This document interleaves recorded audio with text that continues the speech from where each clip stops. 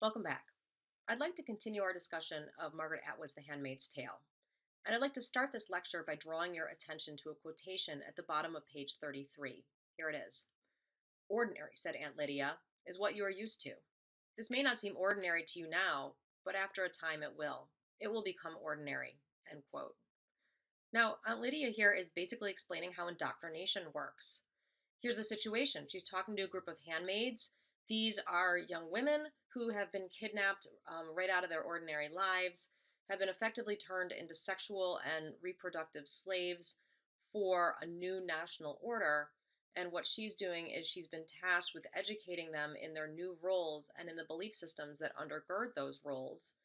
At this moment, she's presumably trying to help the handmaids adjust by pointing out that these incredibly strange customs and costumes, behaviors, language, and belief systems may seem just outlandish to them now, but over time will come to seem normal. They'll become the new normal, and then these handmaids will no longer think anything about them. And I bring your attention to this quotation because Aunt Lydia's words come to embody a central tension within this text, which is the tension between that old social order and the new social order, ultimately played out in the idea of what's normal and what's not normal. So, what Aunt Lydia is suggesting, of course, is that over time, Gilead's outlandish, cruel, and violent practices are going to come to seem normal, acceptable, even desirable. In other words, these women will be indoctrinated through daily living um, into Gilead's beliefs and behavior system. Now, the word indoctrination means to teach, but we oftentimes use this word when we are thinking about cults or thinking about fascist governments. And I think that here it's really apt because the idea is that's being presented in Atwood's *Handmaid's Tale* is that as the young women are being indoctrinated, they are being taught a set of beliefs and practices so thoroughly that they just become a part of those women's identities that they can't get out of that system once they've been educated within it. Um, Now, when we think about indoctrination, particularly in this text, one of the things that is notable is that the indoctrination occurs both very quickly and also in some ways very slowly. And here's what I mean. When I say it occurs slowly, what I mean is that the social order that Gilead creates actually has its foundation in the book within a long history of women's oppression. So it does this in two ways. One, Offred remembers, for example, that her mother is an advocate of women's rights, and she remembers her mother participating in things like the Take Back the Night program. This is a program that's meant to bring awareness to the prevalence of sexual assault. The fact that her mother participates in those programs suggests that while Offred and her mother do have freedoms, they also experience, a world in which women are not safe, in which there is some measure of oppression and cruelty. On the second level, Atwood is drawing on historical realities to construct Offred's world, even after she is captured by Gilead.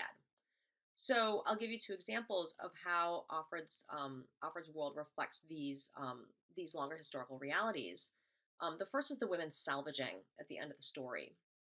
The salvaging itself looks like it was probably drawn from the Salem witch trials. The Salem witch trials were, of course, a set of trials where young women were prosecuted and then executed by their community, supposedly for communing with the devil. The second example is Jezebel's. So Jezebel's resembles, any example that we might find of sexual exploitation throughout history. I'll give you three examples. One is that during World War II, the Japanese Imperial Army actually captured a number of women in China and Korea, and then forced them into sexual slavery to basically service Japanese soldiers in what were called quote unquote comfort stations. In 2014, approximately 7,000 Yazidi young women were captured in northern Iraq and forced to become sexual slaves for ISIS.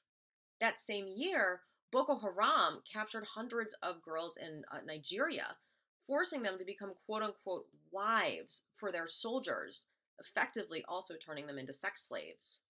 And lest we think that, sexual exploitation of women occurs in, farther back in history or in countries outside of the US, we know that sex trafficking actually occurs quite a bit today in the US.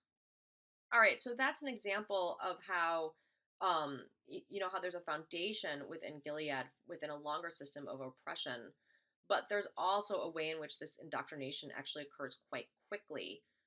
That is within a matter of a couple of years, as Alfred remembers it.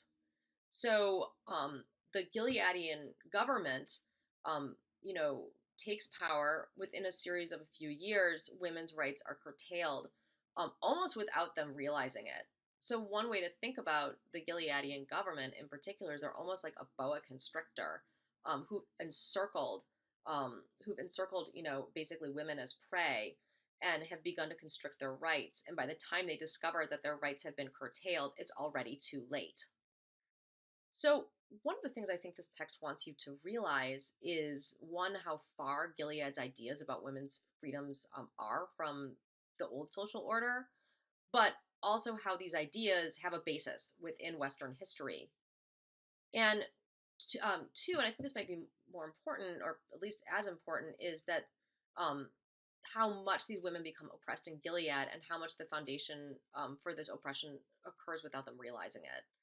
Um, and then one of the things that happens is not only are their rights curtailed externally, but the women themselves begin to internalize the power structure of Gilead, even in cases where they don't want to. So Aunt Lydia's words are correct. Over time, those power structures start to seem normal. And they do in a couple of ways. One is that women in Gilead are forced to actively participate in this new social order, even if they don't want to, because there's only two options if you don't want to participate in this social order. One, you can leave, though not every woman can leave. Two is that you can die, right? You can be sent to the colonies, you can be shot right away. So if you want to survive, you have to become an actor in this social order. And then what occurs, and it certainly seems to occur to Offred, is that over time, members of this order just become numb to its realities. And then as women become numb to the realities of Gilead, they just don't notice the things that are going on. And I'll give you an example. Offred talks about, what occurs during the salvaging and afterwards. She basically participates in an incredibly brutal murder of a prisoner, then comes home and she says that she eats brown bread sandwiches. And the brown bread sandwiches are something that seemed totally normal to her, even though it's occurring within a home that's not actually a home, it's a prison, and she's a prisoner. So, as you read this text, I want you to think about what the takeaway lesson of it is supposed to be. One, what do you think this text is trying to tell you about how oppression works? And two, do you think this text wants you to see similarities between Gilead and the modern US? All right, please let me know if you have any questions. I look forward to talking with you about The Handmaid's Tale on the discussion board.